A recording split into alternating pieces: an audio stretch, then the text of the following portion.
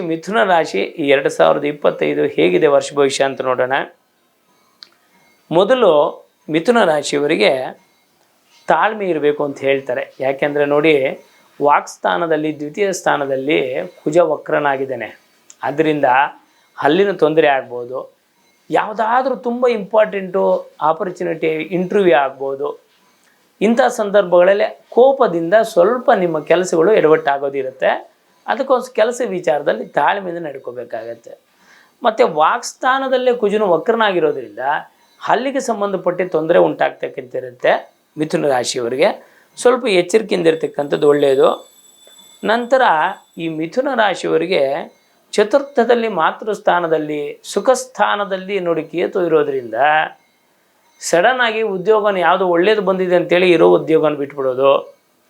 ಈ ವಾಹನ ಸ್ಥಾನಕ್ಕೆ ಬಂದಿರೋದ್ರಿಂದ second hand car, second hand ಗಾಡಿ ತೊಗೊಂಡು ಅದಕ್ಕೆ ಇನ್ನಷ್ಟು ಖರ್ಚು ಮಾಡ್ತಕ್ಕಂಥದ್ದು ಈ ಥರ ಇರುತ್ತೆ.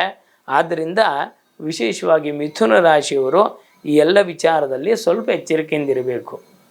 ಅದಕ್ಕೆ ತುಳಸಿಯಿಂದ ಈ ಶನಿವಾರದ ದಿನ ವಿಷ್ಣುವಿಗೆ ಅಂದರೆ ವೆಂಕಟೇಶ್ವರನಿಗೆ ಅರ್ಚನೆಯನ್ನು ಮಾಡಿಸೋದ್ರಿಂದ ಒಳಿತುಂಟಾಗುತ್ತೆ. ಅದಕ್ಕೆ ನಾವು ತುಳಸಿಯನ್ನು ಯಾವತ್ತೂ ಕೂಡ ತುಟ್ಟನ್ನು ಮುರಿಬಾರ್ದು. ತುಳಸಿಯನ್ನು ಉಗುರನ್ನು ಸ್ಪರ್ಶ ಮಾಡಬಾರ್ದು.